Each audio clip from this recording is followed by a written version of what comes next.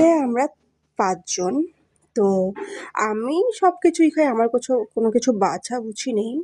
আমার মাও সব কিছু খায়, বাবাও সব কিছু খায়। কিন্তু আমার ভাই আর আমার বোন এই ২ জন হচ্ছে এটা খাবো না, ওটা খাবো না। তো দেখো এটা চাল কুমড়ো এনেছে এটা।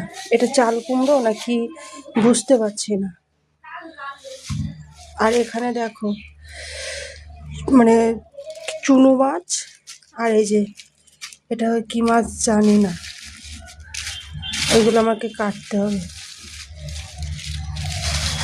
মানে কি বলবো, এই দেখো এটা বাবার জন্য, জানি না। আর এখানে আছে তোমার মাংস,